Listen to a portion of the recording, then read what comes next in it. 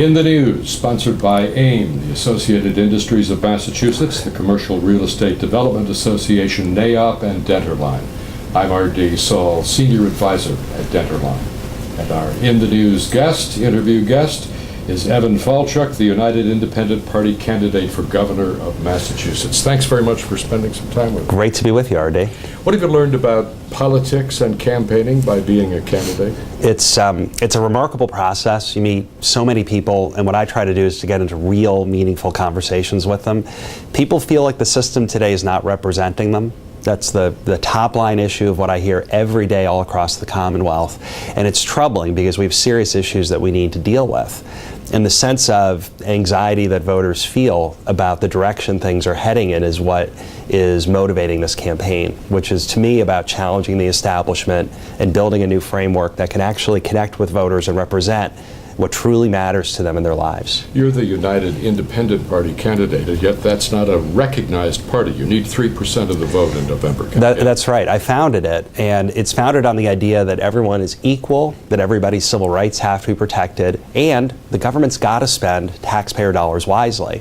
And make no mistake, those are taxpayer dollars, not the government's money. Most voters say, yeah, that's how I feel. But they feel as if the parties, the establishment today, does not represent that combination. It won't change until someone creates a new framework for that, which is what I did with United Independent. Once we get past 3% of the vote in the election, we become an official party. Part of the vision here, other than winning the 2014 election, is that there are also elections in 2016 for the legislature. And we need to have lots of new independent candidates on the ballot in 2016, and we will. What's the role of government today? Well, the role, what it should be, is a force in the economy to help make sure that barriers are broken down, that concentrations of power are addressed and dealt with because they tend to hurt consumers and small businesses, and to also build consensus among voters as to the solutions that we need to have going forward. That's the way it should be. What too often we see today is government that is built into a process of dividing people. We see terribly low rates of voter participation. The last statewide election, only 27% of people voted. More than half of our representatives in the legislature this year are running unopposed. So we're seeing a democratic process that's not functioning properly. And it needs to change because we must have our government to do some of these very important things that we're talking about. We've also seen polarization the likes of which we've never seen before. No business is getting done at the national level. Indeed. I mean, the national level is the poster child for the things that are wrong in our politics today. And it's become this zero-sum game. It's I win, you lose. It's been pretty much what the politics has turned into. And people don't vote because they don't feel inspired by that. What they want to see is leadership that's about how do we find really smart, good solutions and to do what I call smart, brave reform of our politics, economy, and government. Voters don't realize that they're in the majority. The ones who feel as if this is not right, this polarization and politicization of everything is not what our country is supposed to be about. But they have to vote. They've got to get out there and find candidates and support them who are going to bring about that kind of change. That's why I'm running. That's what the United Independent Party is all about, is building that new framework to create that kind of change. Talking framework, what's the relationship between government and business? How do you see it now, and what would it be under a Falchuk administration? Well, now I think the problem we have is, once again, things are very politicized. I think we have a lot of people in government that have not had the experience of being in business, so they don't understand the relationship between the policies they make and how it impacts business. My career has been in business. I was the president of a healthcare business called Best Doctors that we grew from 9 employees to 600 employees. That effort of the blood, sweat, and tears that it takes to build an organization and to be entrepreneurial is something that millions of people across the Commonwealth understand, but too many people in our government don't. So we see policies that don't get at the root causes of the issues that businesses face. For example, the cost of living in Massachusetts is too high. And it's driven by healthcare costs and it's driven by housing costs, which are two of the central issues that I've raised in this campaign. And we do not have government acting in ways that lead to actual solutions to those problems because of the polarization, the politicization, and the fact that voters aren't holding them accountable to making that into a reality. A lot of headlines over the last month about the market basket case. Is there a role for government in resolving that, or should the market resolve it? You know, in general, the market needs to be the one that's resolving these issues as a family business, dealing with some issues. But this is a big business. It's got a lot of people affected by it, and the governor making a few phone calls can play a role. Every new governor has to submit a strategic economic development policy statement. Key elements in yours, and how do we measure it? We need to lower the cost of living in Massachusetts. So healthcare costs is my number one priority. Today we're in a world in which the monopolistic consolidation of hospitals, partners buying South Shore Hospital, is a symptom of a much deeper problem that's happening in our economy. When they consolidate and get bigger, they raise their prices. They act like monopolists. And our state is supposed to stop those kinds of concentrations of power and to make sure that they're not taking money out of the pockets of consumers in the way that they are. Now, this consolidation started in the 90s under a Republican administration. It's continuing today under a Democratic one. It needs to stop. There should not be mergers of hospitals like this, and we need to be implementing something that they're doing right now in Maryland, which is a fee schedule for hospital services that can start to get rid of some of the distorting market practices that the hospitals are engaged in. If we could get rid of just 5% of the wasted expense in hospitals, and most studies think that there's a lot more waste than just 5% in hospitals. That's $2 billion a year that goes right back into the pockets of consumers and businesses. That has to be the top priority because it is the thing that's hurting so many families, so many businesses, so many municipalities across the state as they pay for healthcare costs. The second priority has to do with housing production. And all the great economic studies will tell you that you're not going to get the kind of sustained economic growth we need if we don't kickstart the housing market.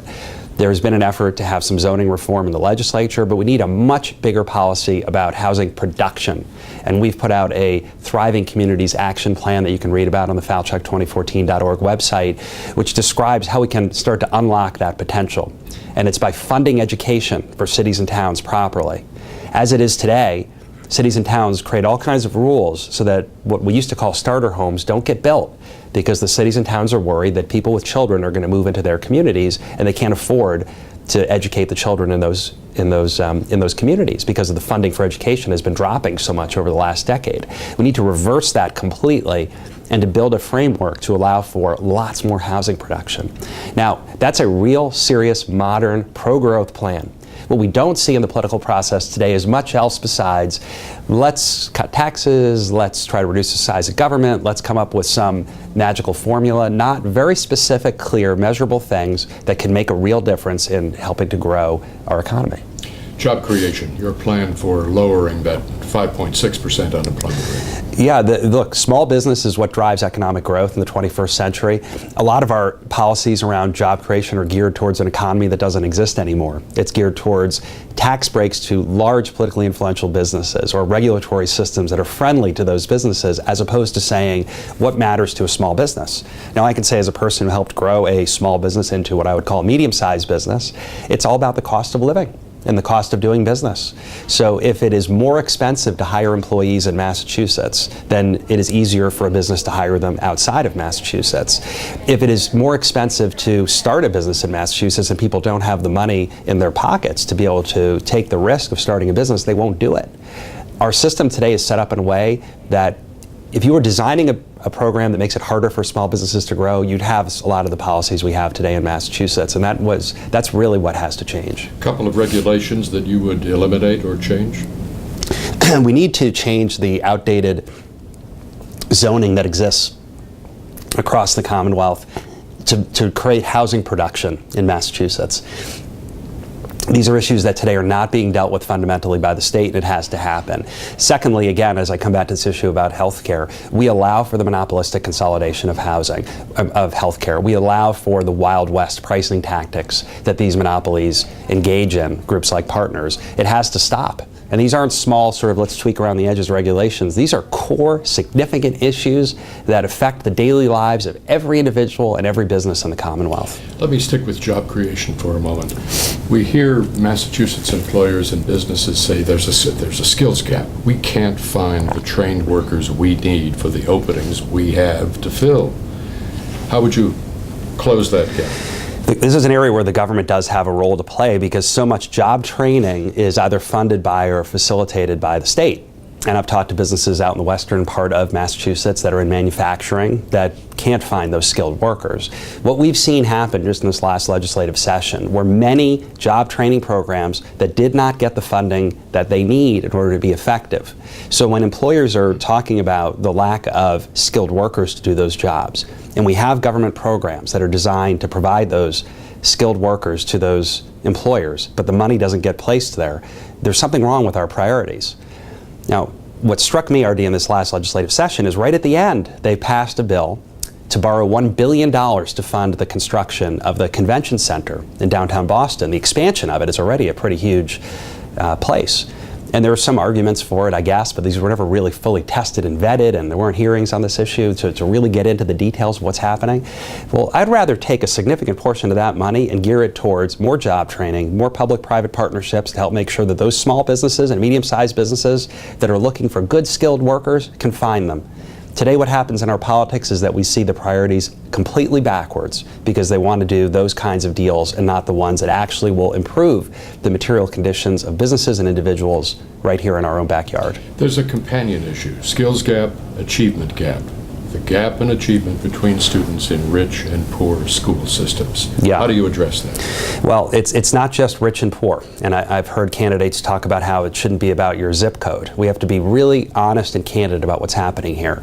There are places where people are white like me, and my kids go to the public schools. We got 3 of them in the public schools in our town, and there are communities where people don't have white skin, and those communities are the ones that are most severely affected by this disparity. So in many ways, we have a separate but unequal educational system. Some of it has to do with money. Our education funding over the last decade has been going down in a time in which it is becoming more complicated, not less, to educate kids. But especially in neighborhoods that have been troubled by lack of opportunity, violence, disparities in the way that law is enforced, there's even more than just let's make sure they can do well in the standardized tests. We need to provide all sorts of other services to make sure that every one of those kids has the same opportunity as a child living in the suburb. What gets missed in our politics today is that people say, well, it's not my problem. It's not happening in my community. But this is a commonwealth. This is a state in which we have a responsibility to make sure that everybody has that fair opportunity and that fair shot to get ahead. Education is the key to it. The state has a program called Chapter 70, which is the formula they use to allocate money from the state to cities and towns. It was created in 1993. It helped erase so many of those differences between cities and towns. But they're supposed to update it every 2 years to keep up with changes in education. Well, the last time they updated it was 10 years ago. 10 years ago, and they've done it twice since 1993. Educating children in the second decade of the 21st century costs a lot more than it did in the last decade of the 20th. So I've called for reopening the Chapter 70 formula so we can update it to make sure that schools are getting the funding that they need, and also to look much further ahead and say, what does our educational system look like in, say, 2035? What do we want our kids to graduate with? And they should graduate with critical thinking skills, with the ability to know how to solve problems, work with others, to have grit, the feeling that you can overcome the obstacles that are placed in front of you. And in a world in which funding is being reduced, what kids are being educated to do is to do well on standardized tests. There needs to be more funding for things like creative arts, which is one of the ways that people are able to think and expand their minds. But it isn't funded. It's one of the first things that always gets cut. So we need to be very, very serious and forthright about how we address the issue of education funding, and to be able to look in a very forward-thinking way and say not what can we do given the resources that we have, but instead to say what are we capable of? What can we really do if we really wanted to build something for the future? Are charter schools the answer, and lift the cap? I supported lifting the cap. They're not the answer. The argument against lifting the cap is, again, what I was just pointing out, which is that the money travels with the child to some degree, and I know there's some money that goes back to the schools. But in a world in which the funding is already too low, every time a child leaves a public school to go to a charter school, which I understand is a different kind of public school, there's a good argument that there's an issue there in terms of the funding. So we end up stuck. So you end up saying, well, we can't really lift the cap because we can't provide the kind of funding that's needed. Well, I say we need new leadership. I heard a legislator say that reopening the Chapter 70 formula was hard. And to that I say, you should get an easier job. We need leaders that want to take on those challenges. I want to come back to healthcare. You touched on it a few minutes ago. Is healthcare a right? Is it a human right to have health care? I don't know that it's useful to start thinking of these things in terms of human rights. I know there's a candidate of the Democratic side that talks about health care as a human right. I think it needs to be something that's accessible to everybody and that everybody's able to get the care that they need and most importantly the right care. And I think what's wrong in our country is not a question of whether most people think people should have access to care. It's the fact that hospitals and the medical establishment is profiteering at the expense of people's illness. We see this in the pharmaceutical industry. We see it with specialty drugs. Prices end up being much higher than they need to be, and we end up stuck in these debates. Look at what's happening nationally. Our federal government is completely stuck on the issue of let's repeal Obamacare. And there are candidates in this race for governor that are talking about getting waivers from Obamacare and how Obamacare is the cause of our problems. And it's because they don't want to take on the reality of what's happening, the monopolistic consolidation of hospitals. So today, groups like that have been able to make a good argument to legislators to say, listen, we need to charge what we need to charge for our services because they're really good and we've got some of the best care in the world. But the reason it's more expensive than any place else in the world is because of this kind of distorted market practices. All you have to do is read the papers and you see the incredible compensation packages that the heads of these hospital groups are getting. This is not an industry that is acting in the public interest in the ways that it acts. And we get stuck in these debates about left, right around health care, and it's not helpful. I think it's Charlie Baker, no, it's Don Berwick on the Democratic side has said managed care is a good idea. What's happened is they're just managing money. There's a lot of doctors you can talk to that will tell you that I don't get to really practice medicine. You know, I spend 10 or 15 minutes with a patient. I've got a lot of pressures on me to see more volumes of patients. For people watching this, they've probably had the experience of seeing a billboard advertising a hospital or a radio ad advertising a hospital. What's that all about? They need to fill their beds. That's their business model. Fill beds. Doesn't matter what goes on. The model that I've proposed in the Falchuk for Governor campaign is one in which we reverse that economic model. Hospitals should be making money off of you being well, not off of you being sick. So you would have the state then, a la Maryland, setting rates? The state working together with people from the industry, which is what they did in Maryland, and they managed to create an equitable fee schedule, which says, look, you should be making money as a hospital. You're a business like any other, so we're not trying to take over the healthcare system. But what needs to happen is the pricing has become so distorted that this is what we have government to try to address and resolve. These are the kind of things that we've known about since the days of Teddy Roosevelt in the early progressive era, that we can't have Standard Oils propping up around the country. They're bad for consumers and for businesses. So the state should be able to set those rates. A place like Brigham and Women's should make more than a community hospital for the same service, but it should be fair and it should not be distorted in the way that we see today. Is there a slippery slope here? Does this run the risk of putting the state in your doctor's office? Well, the state's already there in many ways, as is the federal government. I think what is worse today is that it's the Wild West. You know, you've seen, or people have seen, what happens when you go to the doctor and you might get a glance at a bill at some point. You might see that, oh, you know, I had a friend who broke his finger playing sports and he got a cast put on it, and he saw the bill. It was $4,000 to set his finger and put a cast on it. His insurance company paid substantially less than that. But $4,000? Well, that doesn't make any sense. And they charge that because they can.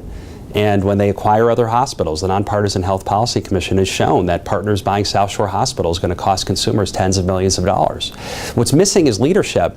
Now, I understand why many candidates don't want to talk about these issues, because groups like Partners are politically influential. They've got a lot of people that give money that have supported candidates from both parties over the years in these hospital systems. They don't want to go against those interests. But that's not what our leadership should be about. I had someone who I was speaking to somewhere said, you know, what you're saying is right. This is a person from the healthcare industry. What you're saying is right about what goes on in the hospitals, but you shouldn't talk about it. And I said, well, why not? And they said, because you're not going to get the support of those groups in your election. And I said, well, what's the point of running for governor if you're not willing to take on difficult challenges and just speak truth to what it is that's going on? Politics today has become a world in which people will talk in nice, vague generalities about whatever topic you want to put in front of them, but never really answer the question. Because, you know, I might annoy someone with my answer. Well, be a leader. Say what you think. And propose actions that will actually turn that into a reality. So based on what you've said, you would not have signed off on that Partners South Shore deal? Absolutely not, and I've been very public about that. I do not see the rationale for doing it at all. at all. I think what Attorney General Coakley did in approving that deal and then saying, well, we'll just leave it up to the court, I don't think that's leadership, unfortunately. This is one of these things where there are cases that are tough calls where you're really not sure what to do. This is one that it's very clear what the right answer is, and she chose another way. Massachusetts is, 8 years into this healthcare reform business now. And we had to make some changes in Massachusetts to comply with the ACA, with the Affordable Care Act. And that included the elimination of rating factors that pushed premiums higher for smaller businesses in particular. Would you seek a waiver? We should have tried to get a waiver. I know we did make some attempts to get a waiver from it. It's part of why prices for insurance have gone up in Massachusetts, because we had a more sophisticated model here. We now had to adopt the federal one. It sort of is what it is. It kind of represents what's wrong with our politics in America today. If we're looking for the federal government to say, hey, we're going to give a state an exemption from Obamacare, I don't think they're going to do it because of the nature of politics at the national level today. So what that means is, and this is where it's a real world issue, this is why I tell voters all the time, you have to vote. You have to vote, you have to be involved, because things like this happen, and we can sort of rail about it and say how terrible it is, or realize that this is a reality of what it is that we have done in our country by not electing people that are responsible to these issues. The Affordable Care Act was one of the most politicized experiences, and it is still going on in many decades in our country. It has locked up our federal government. There are people in this race talking about we need more waivers from Obamacare. We need to try to get ourselves out from underneath this. We got to be able to move on in our country, or else we're going to really get into a lot of trouble with issues of the inequalities that people are facing in terms of economics, for business growth, and for all these other areas that are so important. There's a companion issue here. The legislature often adopts mandated care legislation. There's something like 20 bills pending in the legislature. What do you do about those? Well, some of them may actually have merit. Yeah, they may, and many of these mandates do. It's one of the challenges we have. I mean, health insurance is a public policy issue. People need to be covered. We actually require them to own insurance here in Massachusetts. And as a democracy, we can make decisions about what should be covered under these plans. So the mandates are all part of that. The challenge we have in Massachusetts, not just on health insurance, but on many things that affect cities and towns, is that people will pass these things and say, well, how do we do this and not pay for it? Well, we have to pay for the government we say we want. And if our legislature was being straight with voters, they'd say, listen, we're going to add this mandate because, who can argue with covering many of the things that are being covered, but it's going to cost more money, and we should be able to recognize that. But instead what we see is a lot of, the best example of this was when George W. Bush landed on the aircraft carrier behind a mission accomplished sign. And that's what American politics has become about today. Let's celebrate whatever it is that we think we just accomplished, when in reality, nothing's really happened. We've kicked the can down the road. And it costs people money, and we have to elect people that are willing to be straight with voters about these issues. You touched on this a moment ago, the political polarization over the ACA. Repeal it or keep it? It's not an easy answer. I'm not trying to dodge it in any way. We have been spending 5 years almost in our country fighting over whether to repeal it or keep it, okay? It was passed by the U.S. Congress. People challenged it. The Supreme Court said it was constitutional. It's the law. Now, the U.S. Congress is now focused completely on trying to figure out how to repeal pieces of it. This seems to be their major activity. Our country does not have no other issues to deal with, and this is the one that we need to move with. So for me, what is more important than whether the ACA is the greatest ideal in the world, and it's a choice, it's a copy of what we did here under Mitt Romney in 2006. It's a policy choice, and we should be able to make policy choices and move on. What's happened in our country and our politics, it's happening right now in Massachusetts on this casino issue, is that one side has to be able to win, and one side has to be able to lose, and for a democracy to work, you got to move forward together. Unfortunately, what's happened in our country is that one side wins, and the other one says, okay, where else can we fight this? This is a very corrosive thing for our democracy. So, repeal Obamacare, no, I'm not in favor of that, because this is exactly what's wrong with our politics today. Let's try to make it better. Let's move forward. Let's deal with the issues that are underlying it, and let's particularly attack the problem of the monopolistic consolidation of hospitals.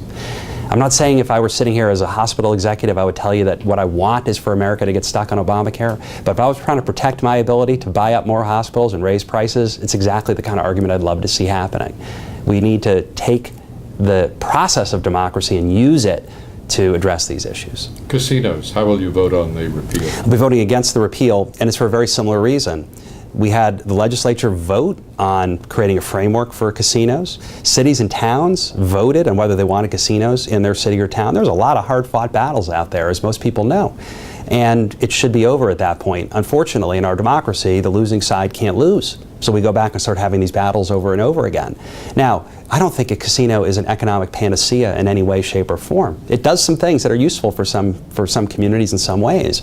But we have to be able to have a democracy that works. We have to have a decision-making process that allows us to have predictability into what will happen when one side wins. We don't have it today. Given the fighting we're seeing, do you think we'll actually see one built in the Boston area? Well, it really comes down to what ends up happening on that referendum in November. And I think that's the bottom line. Let's assume the casino law stays. Yeah, I think it'll be built. You think it will be? I do. Okay. You have a favorite contractor in that? No. Favorite player? I do not. Okay. Nope, I do not. Drug policy, let me move to that. Yeah. Medical marijuana is now legal in Massachusetts, although Yep. the regulatory system is still working its way. Should we follow Colorado and Washington and legalize recreational marijuana? Well, again, two things about this. I support medical marijuana. It's unfortunate that it was passed as a part of a ballot initiative. Once again, our legislature needs to be the one dealing with these issues. And what's happened is, yes, the process for giving out the licenses and where the dispensaries are going to be has been not real good.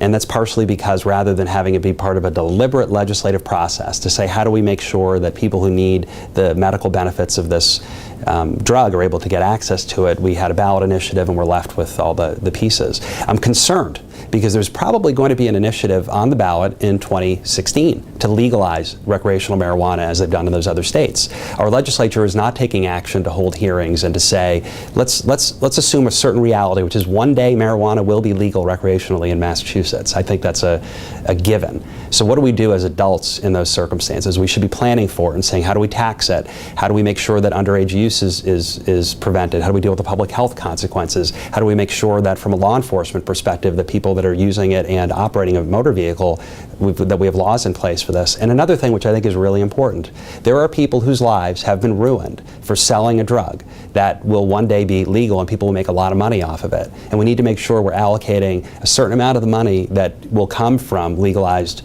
drugs to helping those individuals with job training, with other educational things to help them get their lives back together. I think we do a grave disservice when we talk about marijuana and it becomes this, let's laugh and joke about the fact that we may have smoked it in college. This isn't how adults deal with really serious issues, and the drug problem is a really serious issue. With this medical marijuana, by the way, there are patients who are in need of this, and it is stuck. Their ability to get access to those kinds of drugs is stuck in a process that's really not the kind of thing that we should be expecting from our leaders in Massachusetts. We also have a prescription drug opiate health emergency. We do. In Massachusetts and in New England in general. Any solutions for that? It's an incredibly hard problem because it's tied to two issues, or a few issues. One of them is mental health. And a lot of people that start taking these kinds of drugs, they're self-medicating. We don't have as much attention paid to this issue as needs to be. The Bureau of Substance Abuse is inside of the Department of Public Health. I want it to be elevated and to play a much more comprehensive role in helping cities and towns and healthcare providers and families all across the Commonwealth deal with not just the mental health issues, but the rehabilitation and all the other services. Funding for these things has been cut. There aren't recovery beds in certain parts of the state, and there must be. This should be seen, when we talk about it as a public health emergency, it needs to be treated that way. You know, we don't just say, hey, it's an emergency, and do some things. Now, the second part of it is that there are increasingly powerful opiates being designed and sold by pharmaceutical companies. Doctors are prescribing them and in many cases over-prescribing them. The state has to have a mechanism to find out which doctors are prescribing too much of this medication, because that becomes then the beginning of how these drugs get into the hands of young people and others who it leads them off on a terrible path. But make no mistake, this is a very, very serious issue. Energy. How do we wean ourselves from fossil fuels? We need to, and we're in an interesting place right now because of all the natural gas that's been discovered through fracking.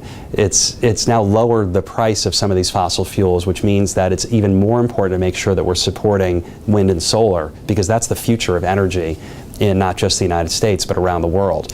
I'm concerned about the fact, and I'm one of the only candidates against the pipeline that's being built across the northern part of Massachusetts. I think it's the natural gas pipeline. There's a company from Pennsylvania called Kinder Morgan that wants to build a pipeline across 190 miles of Massachusetts, taking all kinds of private land. There's been no public process for people to really understand what's happening, and it looks like it's probably going to go ahead in spite of the concerns, not just of people that are thinking about strategic energy policy for Massachusetts, but for the private land holdings of individuals that are affected by this. We need leadership that's looking at the issue of energy and saying it's too expensive in Massachusetts. We need to make it distributed, renewable, resilient. We're going to face more storms, and we need to be able to build an infrastructure that's suited for the 21st and 22nd centuries, not one that's built for the 19th and 20th centuries, which is what we have today. Cape Wind, build it? We should build it. Should have built it a long time ago. Rhode Island is leapfrogging over Massachusetts. There's jobs that are being lost that would be along the south coast to help support the offshore construction projects as well as bringing that energy onshore in the first place. We have an enormous wealth of wind resources offshore, and unfortunately, once again, politicized. Years and years of studies and efforts and litigation, and we can't do this. We live in a country where we were once able to send someone to the moon. We built a railroad across the entire expanse of the United States. Today, building something like South Coast Rail, which I support, that would take you down to New Bedford, which is one of the places where is such a great location for supporting Cape Wind. These things are completely stuck. We're better than that. We're capable of much more. It's why I'm running for governor. Infrastructure work, where do we need to start? Your priorities? Well, we've got 416 structurally deficient bridges in Massachusetts. And we have systematically underinvested in transportation infrastructure across the Commonwealth for a couple of decades now, very well documented. And I'll give Governor Patrick credit for trying to address this last year by seeking out this transportation bill.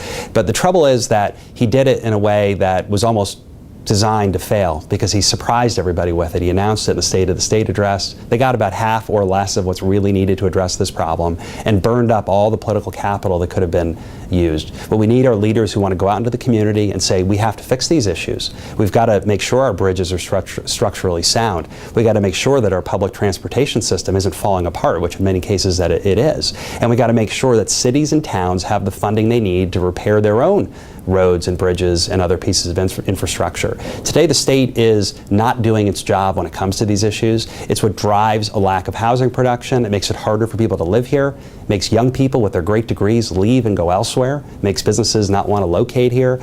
We've got a lot of great wealth here in Massachusetts. I don't mean financial wealth, we've got that, but I mean a wealth of educational systems, businesses, scientists, so much incredible opportunity, and it is being wasted away by a political process that is not up to the same standards that the private sector is. Department of Children and Families, what would you do to fix it? Well, they need more resources. They also need leadership that's able to look at these issues and say, let's solve those problems. I think there's also a larger issue around many of the programs that affect children, is that there are oftentimes 5 or 6 agencies that are impacting the lives of one of the children. I was meeting with this great group, Horizons for Homeless Children, that helps shelter kids in these kinds of situations and help them with early childhood education, which, by the way, is something that we do not fund properly in Massachusetts because we're too busy building convention centers.